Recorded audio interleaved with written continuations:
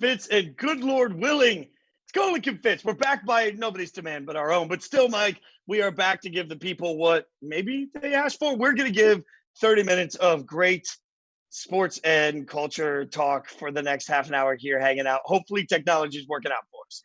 I think this is just to make sure that we don't lose it at this point. Like, I jokingly said this is a wellness check, but honestly, there's a reason I've heard from 90% of my friends via FaceTime through this. Like, it is a wellness check. So, day 2, Fitz, how are we doing over there? How are you holding up with the dogs? We're back by okay, so I feel pretty good. I will warn everybody again. Clark's in a mood today. And when you're 125 pounds and a large dog and you're in a mood, I can't control it. So I can't decide whether or not he's going to barge in and just take over the show. If it happens, it's not my fault. I'm just letting you know.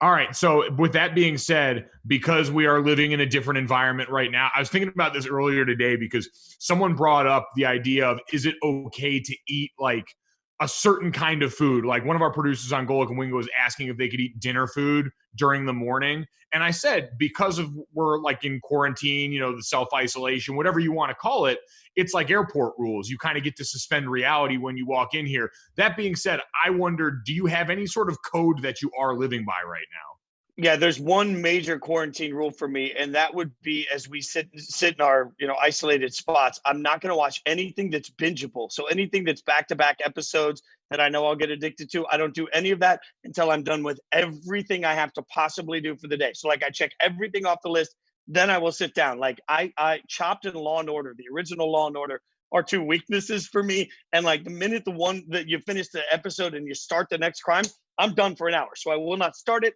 until I'm done with the day. What about you?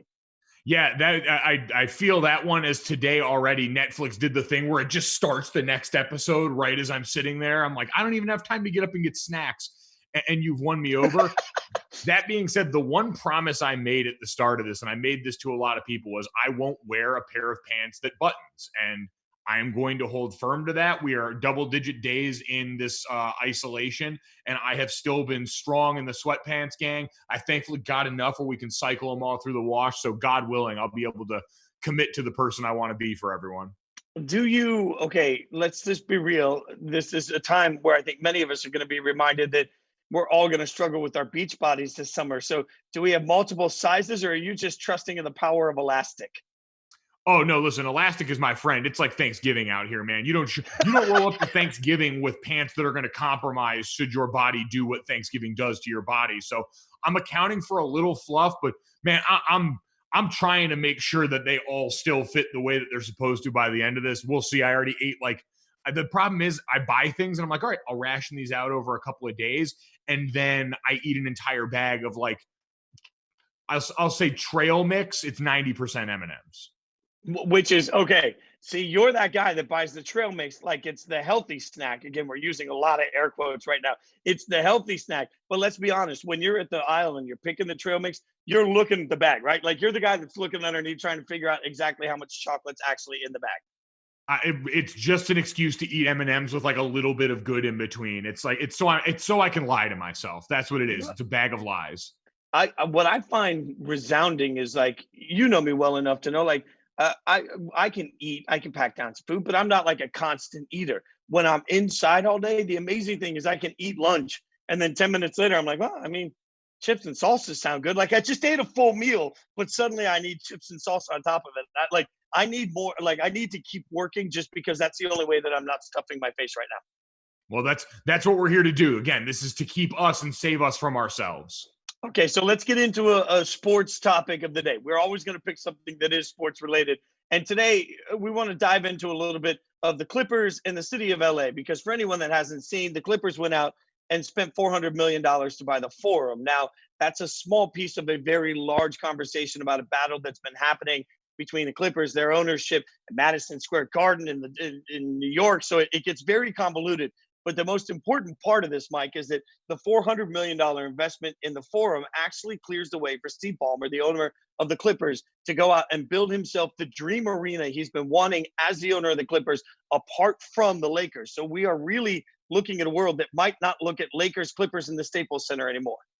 Yeah, so I think I heard Ramona Shelburne talking about this earlier. 2024-25 is the season that the Clippers are looking at as the time they're hopeful to have this arena up and running. But you're right, like this is billionaires essentially warring here. Steve Ballmer bought this thing for $400 million cash because he was in such a long-standing beef with James Dolan, where they're backing mayor candidates in Los Angeles that are on their side to this. It went wild, but the whole thing centered around, essentially James Dolan, who obviously owns Madison Square Garden and owned the Forum, was beefing with the city of Inglewood for even the thought of allowing Steve Ballmer to build a competing property out there. So now that they've got it, Jason, like, do we think this changes anything? Like if the Clippers have their own building, do all of a sudden they have a shot of challenging the Lakers for Los Angeles? Because I don't think so. Well, okay, so I'm not sure they can challenge the Lakers and who the Lakers are, but it makes them a lot more legit to me. I think part of the reason that they're always viewed as the redheaded stepchild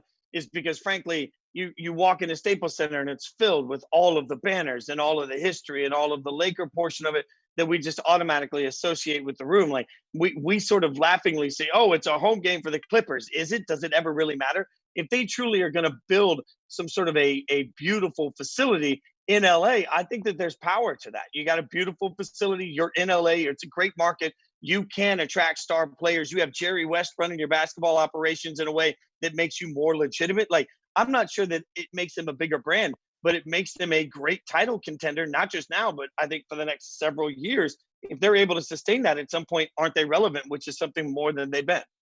Yeah, that's the thing. Like taking over the Lakers is always going to be the wrong barometer for success for the Clippers right there. Like, and I've heard people even say, like, would they benefit by going to a different market where they might be the only show in town? Wink, wink, nudge, nudge. Seattle would like a basketball team back around there. But like, you still get the benefits of Los Angeles, even if you're not the Lakers, right? Like everything around Kawhi Leonard and Paul George happened because those guys wanted to be in Los Angeles. Now, they didn't necessarily want to play with the Lakers, but guys with ties out there, it's always going to be geographically a win for you. It's why you had that. And like, lest we not forget that before even Steve Ballmer was there being this big time face and all the stuff with Jerry West, like you had Chris Paul, you had Blake Griffin, you had DeAndre Jordan, like you had a team still with a ton of star power. They're just not the team that's going to get rooted for in the Staples Center. But the way that all changes is winning a championship, right? Like that's what we just presumed the Clippers aren't capable of. This year, they are a team that is capable of that. So that's where, even for this, if you're looking from Steve Ballmer's standpoint, you're saying, okay, we're going to buy the Forum, we're going to turn it into a music venue just so it gets out of our way so I can build the perfect arena that I've always wanted. It's going to be epic.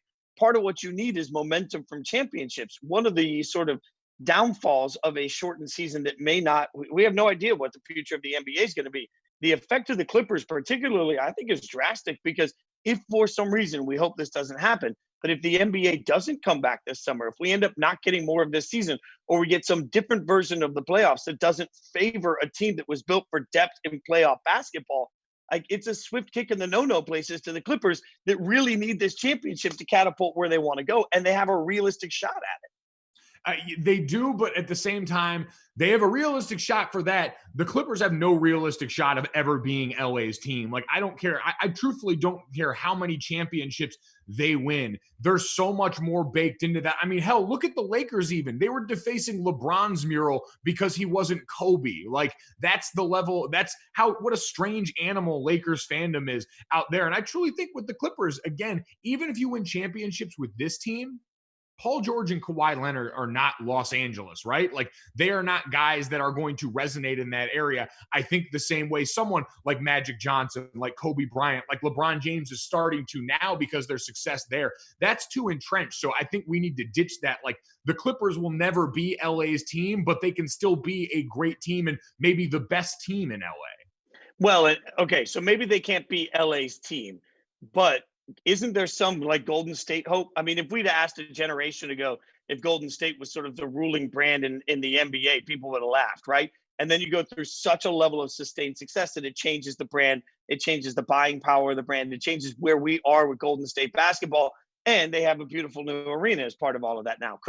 At the very least, couldn't the Clippers be looking at that business model and saying, hey, we might not be the team in LA, but we can become one of the 2 or 3 most dominant brands in the NBA, at least for right now, built around a new stadium in a city with a bunch of star power and a championship caliber team. there's some momentum that can carry forward, and the next generation of NBA fans may not see the Clippers the same way we do.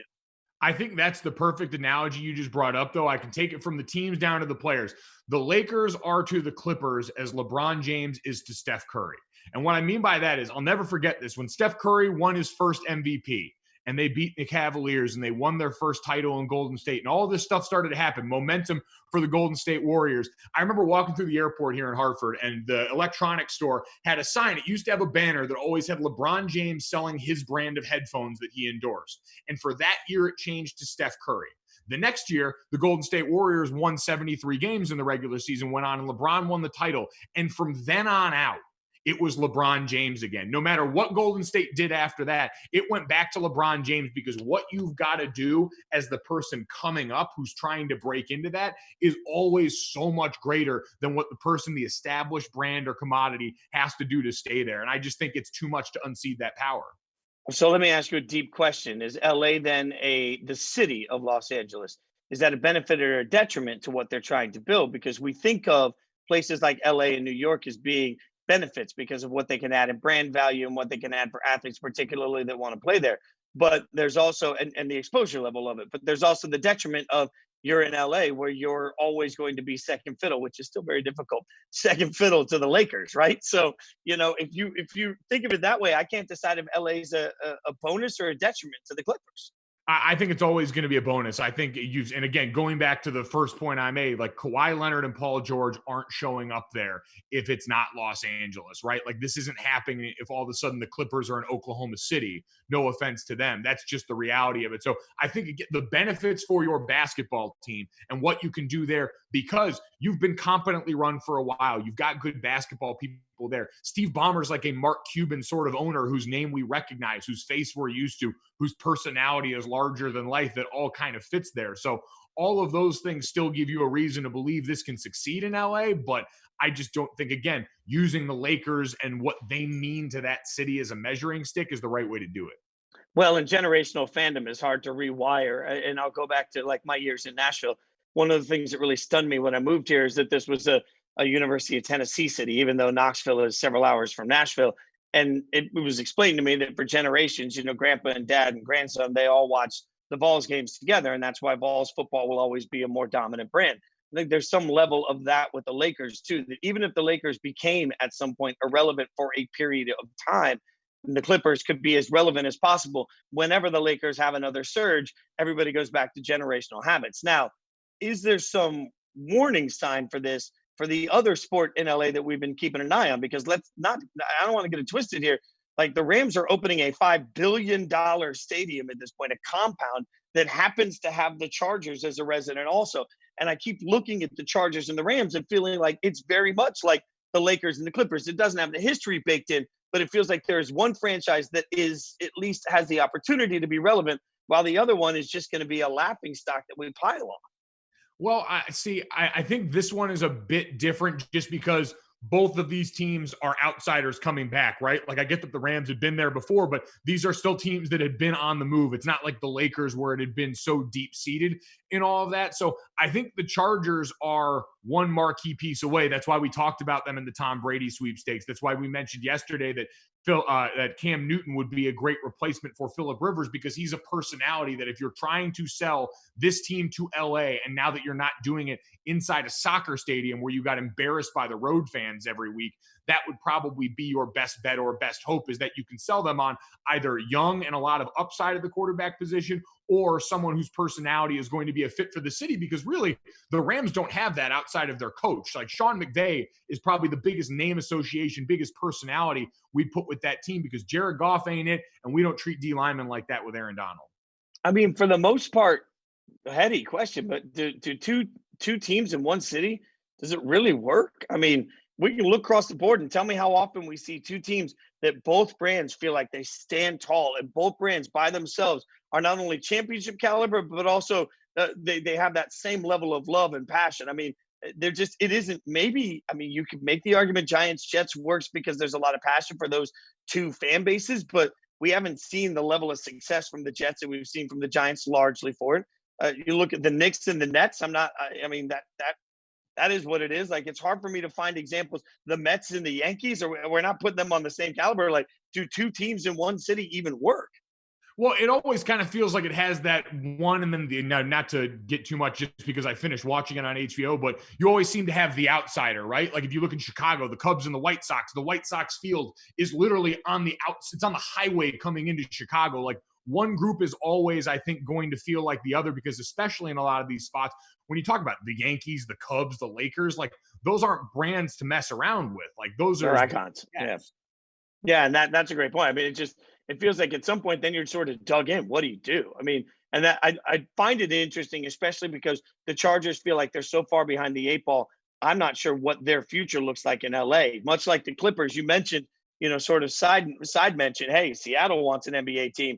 I mean, that's been part of their leveraging conversation. We all know that, So at some point, I wonder when we're going to have these same leveraging conversations about a team that just moved to a new city. So that's our thoughts. You guys can tweet us at mgolicjr57, at Jason Fitz. That's how you get to us. We also like to wrap up every one of our hangs every day with some quick thoughts. We like to call them, and Mike, I'll let you say it. You got the credit for it. It's perfect fun. Quick fits. Who doesn't like a quick fits? Yeah, look at that. All right, so we'll hit through a couple of different things that we found out here, sports or non-sports, that we find it to be amusing. And it starts. We're starting with marble racing? Is this what are we betting on? I'm looking at the doc. I can't read, Mike. Okay, there is no gambling. I saw the word marble racing. There is no gambling right now on sporting events, and as a result, Australians have dipped to the point that they're now betting on the weather. And see, I get some of this because, like I keep saying, I watch too much Chopped, right? So I find myself yelling at the TV at every episode of Chopped, at each chef. And if there was an opportunity to place wagers on new episodes, I probably would. So, Mike, what are your thoughts on strange betting during the quarantine? I'm all for it. Listen, we've already seen marble racing that you just mentioned, and we're caught off guard by taking over a lot of our attention in the public right now because we are that desperate for content at this point. And listen, I have been regrettably in the past a part of, I don't know, going to a Hartford Yard Goats game here in Connecticut, our minor league baseball team, and maybe throwing down a few shekels with some friends on the toddler races that happen in between innings. You can judge me for that if you want, but I feel like an innovator right now as I sit here and watch marbles race down a dirt track. Yeah, I am. I'll admit, Mike, I wasn't proud of that day either, mostly because I lost. And then I realized that I was yelling at some kid in like a sheep outfit trying to run the bases, for nothing but joy. But I had like $6 on it, and that was worth, getting fired up over. Shouldn't have to coach effort from a 3-year-old. Shouldn't have to do it, but here we are. Oh, man. And again, in Australia, they're betting all the way down to what cities are going to have the hottest and coldest capital cities around the country. So they're finding innovative ways to bet, which is only funny to me also because we've now seen in the new CBA and the NFL that stadiums are going to be allowed to have betting in stadiums. So it won't be that far off until we become degenerates in NFL stadiums. Okay, next up on Quick Fits. This is a question from HQ. Okay, HQ, they